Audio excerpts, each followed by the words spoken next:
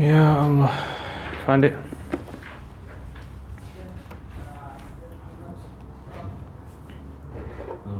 ومن استأجر جملا ليحمل عليها محملا وراكبين إلى مكة جاز وله المحمل المعتاد وإن شاهد الجمال المحمل فهو أجود. And whoever rents a camel to ride upon it محملا as something to be ridden. Something's carried on it. Or something's carried on it. And there are two riders going to Mecca, then it is permissible. Okay, so Bismillah ar-Rahman ar-Rahim. وَمَنِ اسْتَأْجَرَ جَمَلًا. Whoever, a person hires a camel, and the reason he's hiring the camel is because he wants to carry some weight on there, carry something on there. And he wants to carry two riders, him and someone else. So two riders, and all he's mentioned is I'm going to carry something on there. Now the question comes, is this permissible? Is he allowed to lease a camel on this condition that he wants to carry two people and some stuff? Would that be allowed? Okay, that's allowed, yeah. Now the question is, isn't this something which is unclear in the contract? So you hire let's say you hire a van, a truck, and you say I'm going to carry something in there. So obviously something can go from 1 kilo to 1 ton. So is that allowed? So the rule is that as long as according to the norm, something which is acceptable in the norm to be carried on such a camel, then he's allowed to carry that.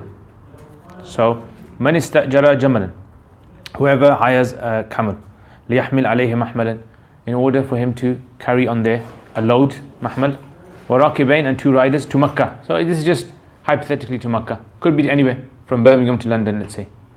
Jaza is permissible. And walahu, the mustajir, meaning the person who is leasing out, hiring, lahu al-mahmil al-mu'tad, he can carry on there what's normally carried on a camel. Yeah, so normally what's carried. Okay, however, what's better than this? Better than this is for a person to actually show the camel owner, the jammal, called this a jammal. The jammal, if you show him, I'm going to be carrying this. So as long as he's seen what he's carrying and he's happy with it, that's better. Why? So that it doesn't lead to any arguments later on. So when shahad al-jammalu al-mahmil, if the jammal was to see himself the load that's going to be carried, fahuwa ajwad, this is better. Yeah, it's better for him to carry this. Everyone got that? And we know at the end of the day, what do we want? We want there to be a fair business trade. So this fair trade can only occur if a person follows according to the norms of a contract. Understand? Next. Okay. If a person من استأجر بعيرا ليحمل عليه مقدار من الزاد. This time, second scenario now. A guy, he hires a camel and he wants to carry on this camel some stuff, yeah, provisions. And then what happens, as he's going, the provisions, let's say, is wheat. So this camel on the journey, you're going to stop a few times. So what the camel's done, it's eaten from some of that load. So let's say you hired a camel for you to carry some wheat from Birmingham to London. On the way to London, the camel's gone and he's eaten some of that wheat. What happens now? So, in istajara ba'iran liyahmil alayhi miqdaran min az-zad, so that he can carry on it a certain amount of zad, reserves or ba'ir means camel. Yeah. Ba'ir is camel. Miqdara min az-zad fa'akala minhu, so he's carried on there a certain amount of provisions. Fa'akala minhu, and so the camel has now eaten from it. Fi tariq, on the journey. Jaza lahu an yarudda iwada ma akal. It's permissible for the owner of that camel to fill those reserves once again. Yeah, to replenish it, to pay him for it. So that's something which is permissible. Does that make sense? Okay, next. When we have any contract of ijara, So let's say someone's working for you. Someone's doing a job for you. You're obviously going to a contract, isn't it? The contract is an offer and acceptance. So you say to someone, I want you to wash my car wash. Or you say to someone, I want you to build this wall in my back garden. Or you say to someone, I want you to do this work for me in my business. Right? So you come into a contract with them. At what point does the employee, or at what point does he deserve a wage? Is it straight away? Or is it once the action's complete? Or how does it work? So he does not deserve the wage unless three things happen. Yeah.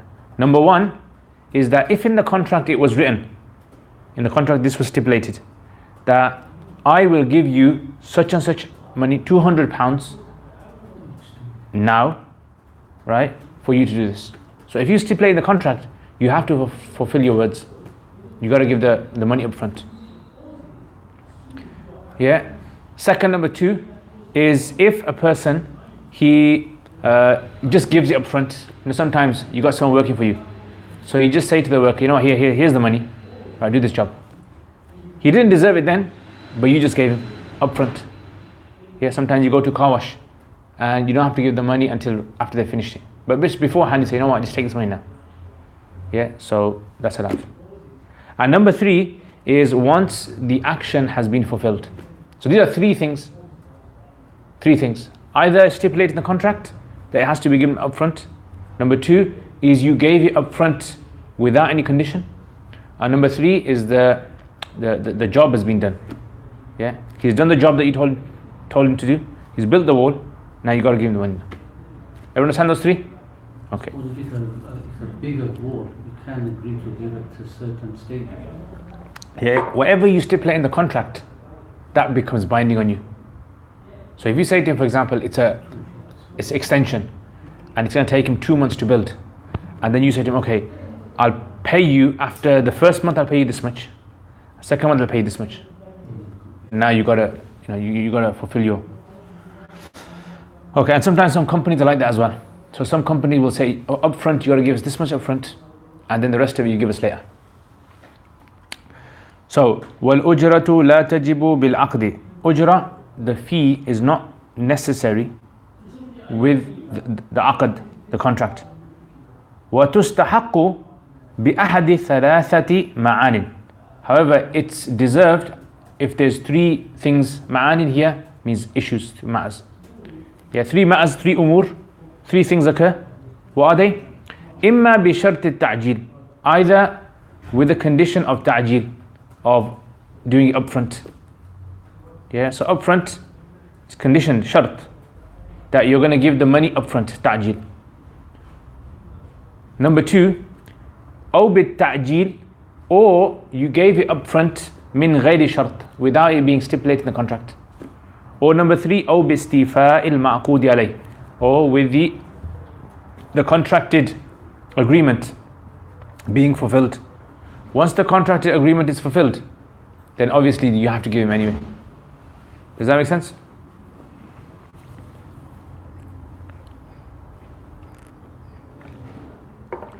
Okay, next. Now, when a person hires a house or property for rent, when does the landlord deserve the money? That's the next thing now. So a person's hired, let's say, this room. Someone hires this room out for a month. When does the landlord deserve the money? Is it on day one, or is it on the last day? You understand that? Man istajara daran, whoever hires a property, falil mujir, then the mujir, who is the person who is renting out the landlord, yeah, the landlord, mujir. The landlord can request yutalibuhu bi ujrati kulli yawm. Legally, he can ask for the rent of every single day. He can do it day by day. Illa an yubayyin, unless they've made a contract. Yeah, so unless you make a contract, and in the contract you say, okay, I'm going to be giving the money, or you need to give me the money at the beginning of every month, or at the end of every month. Yeah, but by default, the default is every day he deserves. Ideally, he should deserve the money, the landlord should deserve the money every second, because he's living in it every second, isn't he? So therefore every second he deserves the money. It's like every second is considered a renewal of the contract. As every second goes by, it's like you're renewing the contract, renewing. So every second is. Now if he was busy every second giving him money, he won't be able to do anything else. So that's why they've used 24 hours a day. So every day you should give. But if in the contract it's stipulated that you give the money up front at the beginning of every month, or middle of the month or end of the month, then you follow what the contract says. So يطالبه بأجرة كل يوم, he requests from him the fee or the rent of every day, إلا أن يبين, unless he stipulates or mentions وقت الاستحقاق, at the time of deserving it in the aqd, in the contract. Everyone got that? Okay. Next. ومن استأجر بعيرا إلى مكة. Next, let's say a person hires a camel, or let's say for instance nowadays when it comes to a camel, a car, you hire a car. Now some companies, they'll give you a car for a whole day. If they give you a car for a whole day, what do?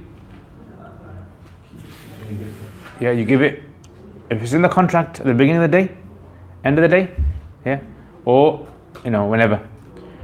Let's say you're not hiring it for a day, you're hiring it to get to London. So you're hiring it from here to London. As soon as you get to London, your agreement with him has ended. Contract ends. So now, when you're going from here to London, after how long do you have to give the fee? Do you give the fee after every mile? Do you have to give the fee after every, what distance? Right at the end? Does that make sense?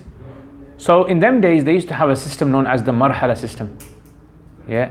So the marhala basically was, after every certain number of miles, there'd be like a stable where they could rest. Yeah, after every certain number of miles. This was known as the marhala. So they would say that after every marhala, the camel owner, the jammal, he deserves a payment. So من استأجر بعيرا إلى مكة فللجمال, then legally the jammal, the owner of the camel, can request يطالبه بأجرة كل مرحلة. Yeah, because that's legally, that's considered to be a defined distance. It's a demarcation of the whole distance itself. But if it was stipulated in the contract that he would give him after every certain, if he was to stipulate in the contract that he would give him at the end of the journey, then he's got to wait until the end of the journey. Legally he can't ask for it then. So you see how important the agreement is. Yeah, contract is very important in Islam. That's why the Prophet ﷺ mentioned that a Muslim is according to his contract, yeah, his conditions. So if a Muslim has made an agreement with someone, he has to fulfill that. That overrides everything else. Okay, next. What about someone who is a clothes cleaner? Yeah. So someone who cleans clothes, washes them. Someone who is a tailor. When do they deserve the payment? So you go to a tailor, for example. You go to someone. What is it called? No, the person who washes clothes. Dry cleaner. So you go to a dry cleaner. You give him your suit or your coat or whatever, and you say, "I need this one cleaned." At what point does he deserve the money? What point? No, by default when? By default once it's done. Once it's done, that's it. Okay. Same with the tailor. Exactly the same. You give your cloth. You want it to be made. So when does he deserve the money? As soon as you're happy with it, right? So ليس للقصار, the qassar, meaning the one who cleans the clothes, والخياط, and the tailor, they do not deserve أن يطالب, to request بالأجرة, the fee, حتى يفرغ من العمل, until they complete the amal.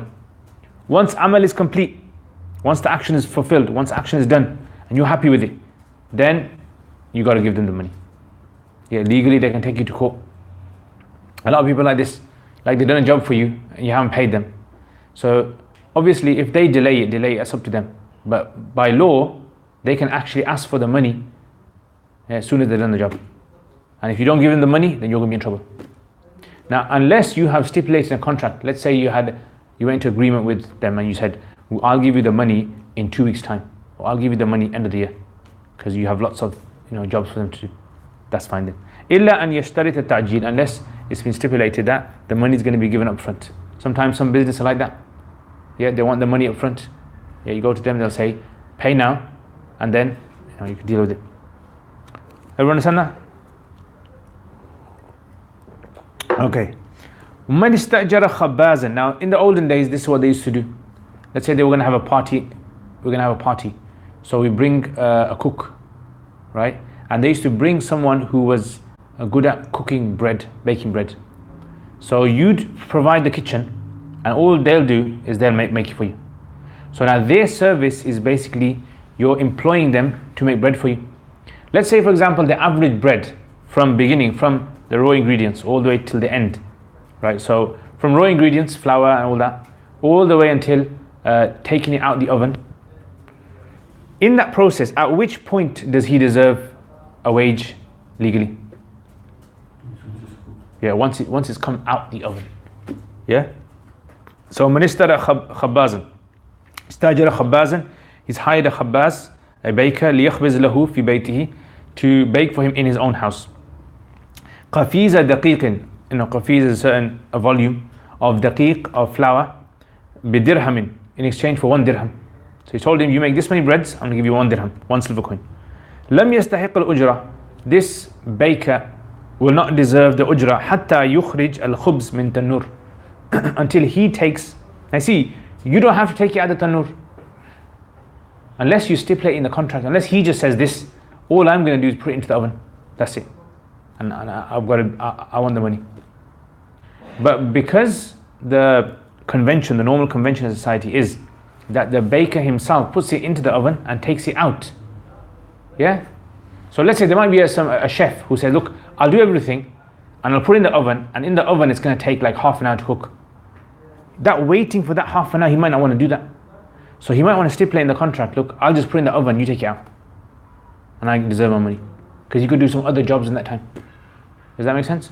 But the norm was, if it hasn't been stipulated in the contract, the norm is that he has to give the money. He receives the money once he takes it out there. Yeah. Unless it's going to be mentioned further on, what if you're not happy with the end product? If you're not happy with the end product, say it. If it doesn't fulfill the criteria, the condition, description in the agreement, right, then he doesn't deserve money for that. Yeah. So remember, it's all about both parties have to be. This is why we said at the beginning, ijara shouldn't be allowed really, because you're paying for something that doesn't exist, and it's all like a risk. Like you could give your clothes to a tailor to make, and he could make those clothes, and he could end up, instead of putting 2 buttons on there, he's put like 10 buttons on there. Yeah, instead of cutting it your size, cut it your nephew's size. Yeah, it could happen. So if all of that does happen, he's put so much time and effort into it, that's his mistake. So therefore you're not happy with it, you don't have to pay him. Make sense? And the thing you have to remember is, look, someone might say something like, but I feel sorry for him, he's put so much effort into it, so much work he's done, right, just give him the money. But not everyone is like that. Not everyone has the luxury of just throwing money away at people, even if they make mistakes. And this also makes the people more careful about their business. Yeah. So if you have any sort of a business you want to do that business in such a way that the clients are happy with you. Usually they'll tell you customers are right, always right, even if you know they're wrong. With the customer, that's how you wanted it. That's how you should get. Now, if someone obviously wants to cheat the system, and the tailor has made exactly what you asked for, but you just don't want to pay for it. You realize you don't want to pay for it. That's too late now.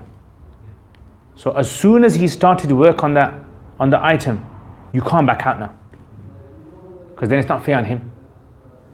Make sense? Okay. Right.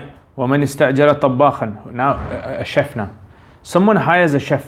لِيَطْبَخْ لَهُ طَعَامًا لِلْوَلِيمَةِ, because he wants him to cook for him in a walima. Right, so walima is the food which the Arabs used to do after 2 people get married. Okay, So a guy has hired the chef, Gordon Ramsay or whoever has got money, and they hire the chef ليطبخ له طعام للوليمة, for a walima. Now, does by the definition of the society or by convention, does the chef have to scoop out the food and put it onto the plates or not? What would you say? Whatever is the convention of the society. Or what convention? What's the convention in this society? Or is it different? You have caterers in society. They make and give it to you for you to serve them. You serve yourself? Okay. Is that always the case? All the time in shadis they make the pots, they give it to you and the people themselves. Even the food, the end food product, serving is just moving it from the pot to the But what about like serving? Sometimes, it has to be presented in a certain way. You can't do that. Then, Only they can do that. in that case, presentation-wise, yeah, they will be doing it. It's expected to be presented in a certain way. You're not Yeah. presented in a certain way. So it all depends on what kind of food it is as well. Yeah, so if it's certain food, gourmet food, which has to be presented in a certain way, obviously you expect them to do it. Yeah. Then you only give them the money once they've done that. If they haven't done that, they don't get no money. If they turn it, I'm not doing it. Because it's the norm, you gotta look at the norm. The judge will look at the norm. Yeah, and if you're saying like in shadis normally, weddings, they have food and they'll just leave the food for you and you sort it out, or you have waiters, and they might even have waiters. It's part of their contract. Yeah, that they'll put the food onto your table. Yeah, so then that's what's understood. Remember that? So, فَالْغَرْفُ عَلَيْهِ, غَرْف meaning scooping out is going to be upon them. Yeah, that's their job, that is.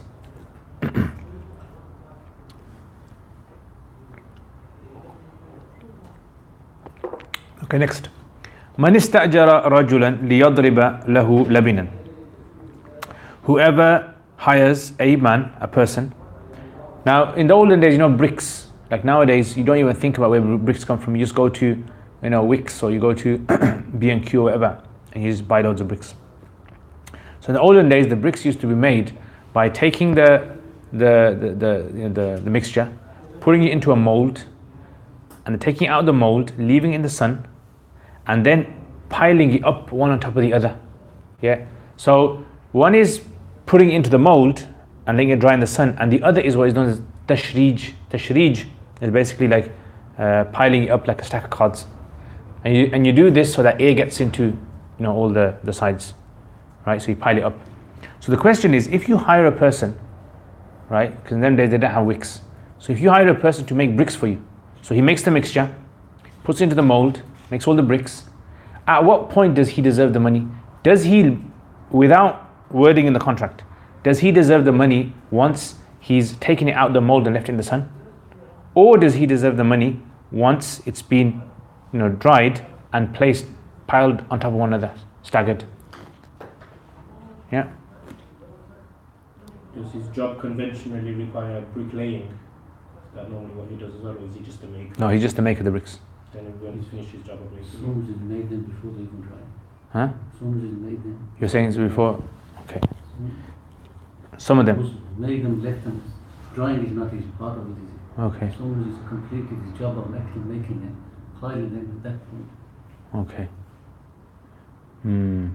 ठीक है. Okay, so look at this now. So here there is an ikhtilaf between Imam Abu Hanifa and between Sahibain. Imam Abu Hanifa rahimahullah, he says what you just said. In other words, as soon as they have been, they're ready, that's it. He calls it iqama. As long as he's straightened them, that's it. And according to the Sahibain, they say, it has to be placed one on top of the other. So there's placing one on top of the other for the air and everything to go into it. Because they have to do this extra thing as well. So, مَنِ اسْتَأْجَرَ رَجُلٌ لِيَضْرِبَ لَهُ لَبِنًا. Someone's hired someone to strike for him labin. Striking labin literally means to make the mold for them. Put them in the molds. استحق الأجرة إذا أقامه عند أبي حنيفة. He deserves the ujra as soon as he أقامه. Yeah, so in other words, as soon as he's taking it out of the mold and he stands it up, that's it. Deserves the money then. So let's say for instance, he starts the work at 12 o'clock in the afternoon, right? And he made the mixture, he's put them into the molds and they've dried, he stood them up, right? Stood them up. They're not like fully dried yet, they're just like, they're able to stand on their own. At 3 o'clock. But then piling them all up would probably take him to 5 o'clock. So there's a gap of, let's say, 2 hours now. So Imam Abu Hanifa says at 3 o'clock, once they're done, he deserves the money. Sahibain say, قال Abu Yusuf Muhammad لا يستحق حتى يشرجها, until he staggered them one top of the other. Yes, the staggering one top of the other, this is the extra part of that which he has to do. Because the reason they're saying is, look, sometimes, bricks, if a guy is not an expert in how to put them together, they could get stuck to each other. Yeah, if he doesn't know what he's doing, he could end up damaging them. So then all that effort's gone to waste. He lost money. So this is why they're saying that he has to. Now this difference could possibly also be maybe in the time of Imam Abu Hanifa and the Sahibain, the methods changed. Yeah, the methods or the convention changed about making bricks. Yeah, could happen like nowadays as well. Yeah, certain types of slabs are treated differently than normal bricks, and normal bricks are treated differently than other forms of. Look at that. Okay. Now, next masala. If a man says to a tailor, إذا قال للخياط, yeah, so let's say I go to a tailor and I say this to the tailor, I give him 2 options. I say to him, listen, I'm going to give you this cloth. If you sew this cloth according to a Persian design clothing, right, Persian design, then I'll give you 1 dirham for it. And if you design this, if you make this design the Roman design, I'll give you 2 dirhams for it. Is this contract allowed or not? Now you see, in the olden days, what used to happen was, this is like nowadays, let's say, you give someone a cloth and you say, if you make a jubba from it, thobe, and if you make sarwar kameez, I'll give you this much. Yeah, you have 2 options. One of them is obviously a bit more technical than the other, so you give him more money for this. So can you give a person options in this kind of scenario? Does that make sense? Yeah, can you give a person options? Okay, that's one masala. Second masala, what about timing? Like you said to someone, I go to the tailor and I say to the tailor, if you sew the clothes for me today, express, I'll give you this much money, 2 dirhams. And if you do it tomorrow, delayed, I'll give you 1 dirham. Is that allowed? I suppose you're stipulating the contract verbally, it would be allowed. Okay. A lot of shipping works like that nowadays. So. Okay. So look, the issue here is no one disagrees if in the contract the other party agrees to which option they're going to take. Yeah? Like for example, online you buy something and you got to stipulate which, these are the options you have, and then you choose an option. Delivery, express delivery, you chose an avenue. So no one's arguing. If I go to the tailor, let's say ask the tailor and say to him, look, if you sew Persian, I'll give you 1 dirham. You do it Roman style, I'll give you 2 dirhams. Right? You go, okay, I'll do Roman style.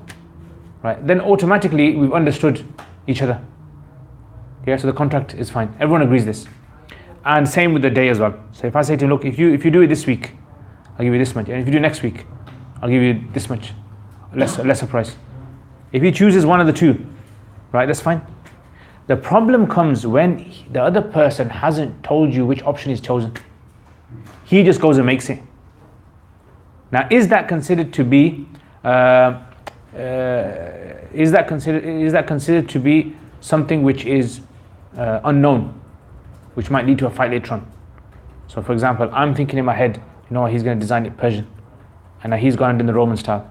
Now I come back whenever, and I, have you done it? He goes, yeah, in the Roman style. And I don't know, I wanted the Persian style. You give him the choice. Yeah, so that's the question. That in a contract, if something's going to lead to, if there's a lot of anonymity or doubt inside the contract itself, and it's going to lead to a fight later on, it's not allowed. So do you think this will lead to a fight? I wouldn't think so, because it's one of the 2. He's giving him a choice, maybe whichever one, depending. If you've got the time to make the better one, if not, just do whatever the best. Good. Give him the choice. Okay, so here's where there's an ikhtilaf. The ikhtilaf basically is this. According to Imam Abu Hanifa rahimahullah, he says in that first scenario, it's permissible, totally fine. whatever he had stipulated is going to go through.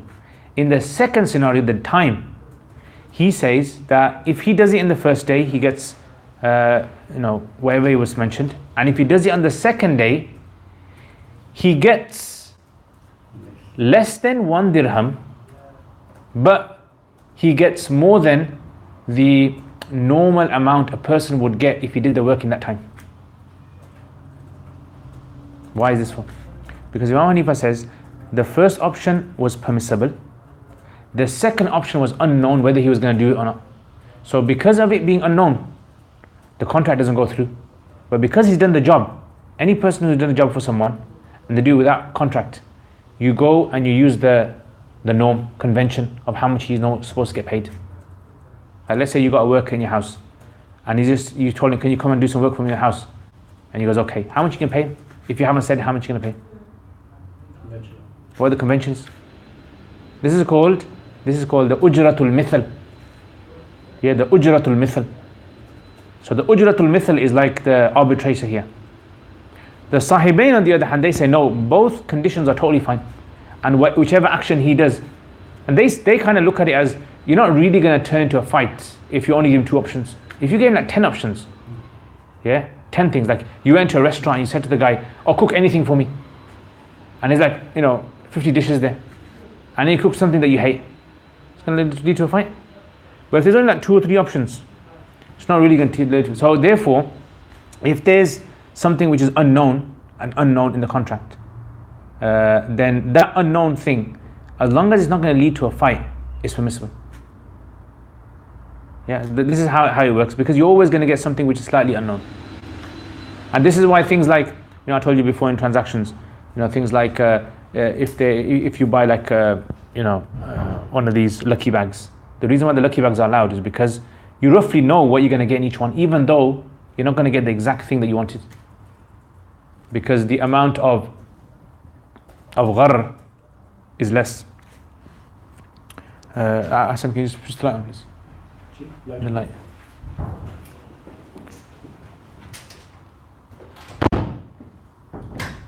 Okay, everyone got that? So look at this.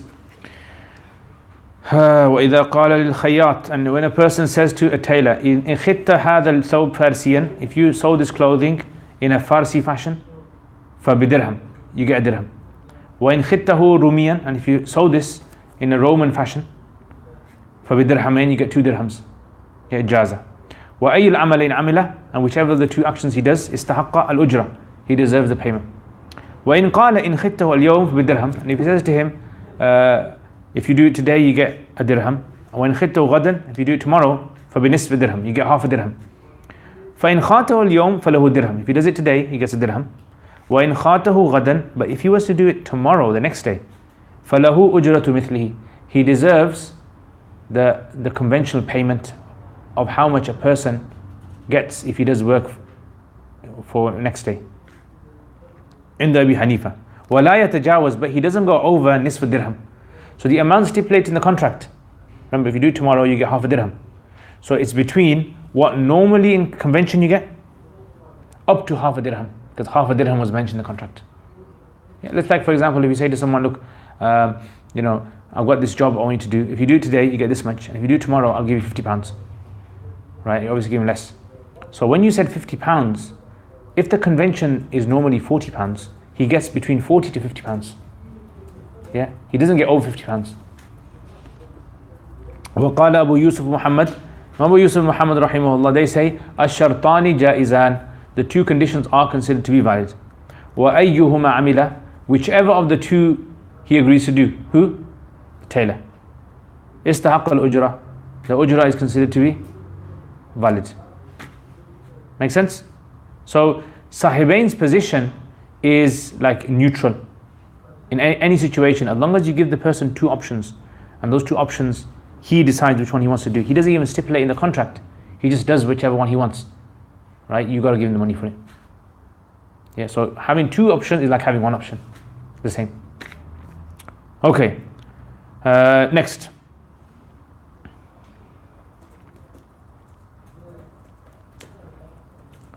Now, let's say we have a house. Okay, this house that we got, this house is, for argument's sake, it can be used for multiple purposes. But normally in a house, what do you do? You live in there, don't you? Residential area. So if I'm a landlord and I say to Siraj, Siraj, if you put in this house, right?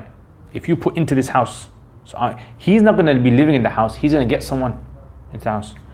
If you put into this house someone who is a perfume seller, like in this building, someone's perfume seller, then he has to pay 1 dirham per month.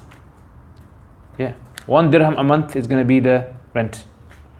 وَإِن سَكَّنْتَهُ حَدَّادًا, but if you were to put into that house a blacksmith, right, someone who just all day is just using fire and metal and making lots of noise, then 2 dirhams a month. Does that make sense? So you got option there. Now whoever Siraj finds to live in that house, right, if it's a perfume seller, then obviously he's going to give 1 dirham. Yeah, because perfume is obviously something nice and it's going to probably, help the community rather than annoy them. And the other option, blacksmith, then he's going to give 2, more money, because he's obviously causing more problems for the house. So, وَأَيَّ الْأَمْرَيْنِ فَعَلَ, whichever of the 2 he does, إِسْتَحَقَّ الْمُسَمَّى, he deserves what has been stipulated. عند أبي حنيفة رحمه الله تعالى. And according to the Sahibain, they say that al-ijaratu fasida.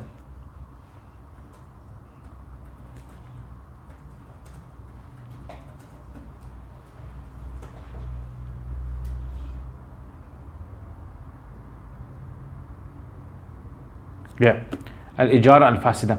Why is this for? How comes they're different in this one, and in the previous one they said totally permissible with the cloth? So the reason is because what they're saying is, look, the job is the same, isn't it?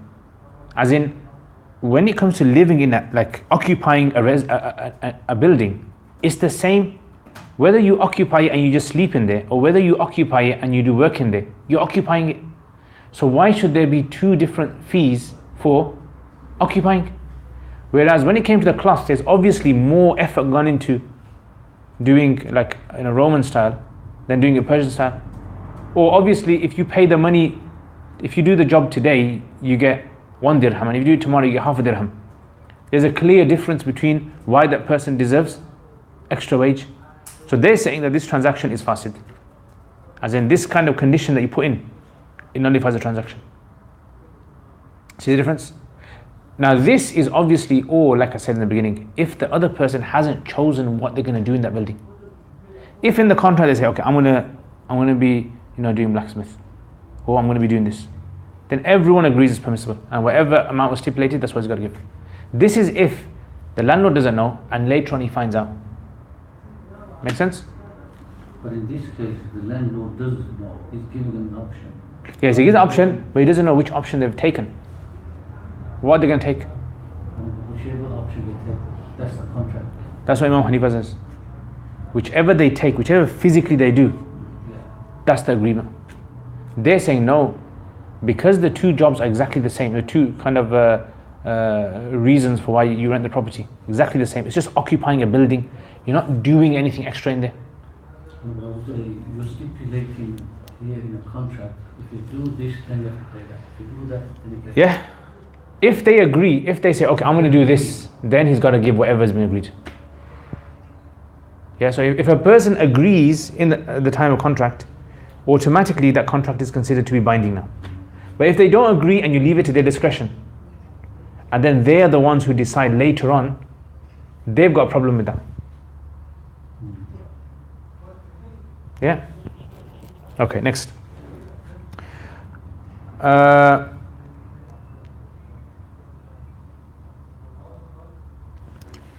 Next, if a person says this, look, if a person says in the contract, says,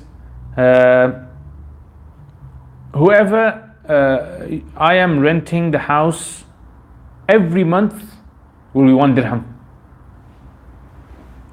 How many months can he possibly live in there? Open-ended. That could cause a problem, couldn't it? What's the problem? He never wants to leave, and the landlord wants to kick him out. So because the wording of this contract is very problematic, yeah, it could refer to any period of time. The first month living in that house, the contract will be valid, and then the rest of the months are not going to be valid. So man istajara daran kull shahrin bidirham, and every single month is going to pay 1 dirham. فالعقد الصحيح في شهر واحد, 1 month's rent is going to be valid. وفاسد في بقية الشهور, and in the rest of the months after that, however long he stays in there, he won't be paying according to the contract. He'll be paying according to the norm.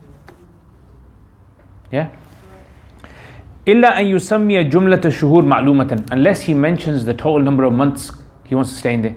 So if he says this, that every month you have to pay 1 dirham and the contract's going to carry on for 2 years. So is that valid?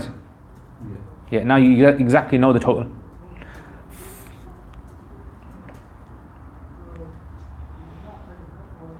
Does that make sense? Now look at this now. If a person, right, lives in a house for 1 month now, so stay in a house for 1 month, how much do they have to give? Let's say the rent was 1 month is £100 a month. Live in the house for 1 month. The next month, do they have to renew the contract again, or can they continue the contract from before? See, the way you gotta look at it is this. You know what I said early on, when you rent something, technically you owe the money every second, don't you? But because you stipulated a contract, you kind of agreed the time limit. So 1 month is going to be £100. So by you going over 1 month, automatically, like passively, you've agreed to a new contract. The same contract that was made before. It's like you're renewing it now. Now if, let's say, June finishes now. Yeah, June has finished. And the July has started now. And we haven't made another contract for July. We made one for June, but you're still living in the house. So by law, if you live in that house as soon as July starts, it's as though you've agreed that the previous contract is going to apply to this month as well. That's how it works by law. Essentially, it's a rolling contract. Rolling contract, that's it. If you haven't stipulated anything else. So, فَإِن سَكَنَ سَاعَةً مِنَ الشَّهْرِ الثَّانِي, if he stays in the house for a moment in month 2, second month, like July, صح العقد فيه, the contract will be valid in the next month. Automatically, by law. And then does he have to pay for the full month? Full month. Even if you say for 1 month? Yeah. Yeah, so it's like the person says, oh, well, it's only 1 day. Doesn't matter 1 day. You've agreed, it's an agreement. So you've got to stay in the entire month. So these are like the fine print in the contract. You've got to know this kind of stuff. And I'm sure if Shakil was here today, he would tell us. British law is probably the same as well. Yeah, if you stay in some property. وَلَمْ يَكُنْ لِلْمُوجِرِ, and now, as soon as the other month has started, the landlord does not have the right and يُخْرِجَهُ, to remove from that property, إِلَىٰ أَنْ يَنْقَضِي الشَّهْرِ, until the second month expires. So because he's now staying in that month, he can't, kick him out basically. Because legally now, he's coming to another contract with him. And that contract is going to end of July. So now end of July he can kick him out, but not now. وَكَذَلِكَ حُكْمُ كُلِّ شَهْرٍ, and likewise is the ruling of every single month, يَسْكُنُ فِي أَوَّلِهِ يَوْمًا أَوْ سَاعَةً, in which he stays in there for 1 day or even a moment. That's how it works. Okay, I think we'll stop there. So there is a basis for squatters' rights, in essence, in Islamic law. But they've got to give some sort of, they've got to pay something. Yeah, for that. See, the problem with, there's a famous kind of issue in it between the Hanafis and Shafis.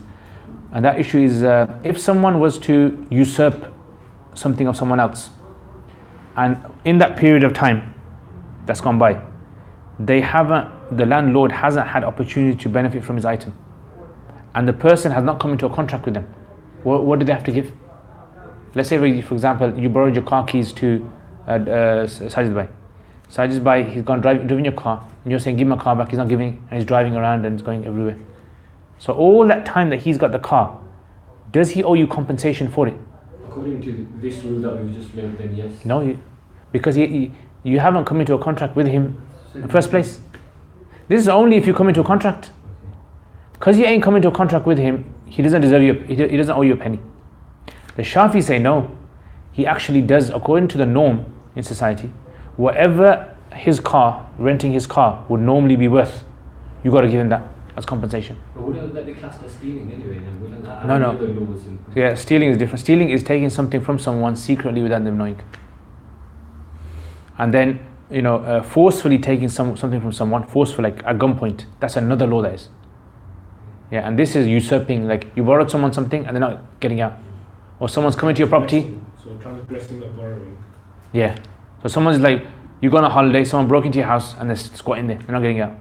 And the whole month or 2 months have gone by and you can't get them out. So once you got them out, do they have to pay a penny? And if you say no, obviously by law, legally they'll be prosecuted for other reasons. But they won't have to pay you a penny for all those losing that whole month or two. Because this comes under usufruct. And usufruct doesn't have a value unless you come into a contract with someone, according to Hanafis.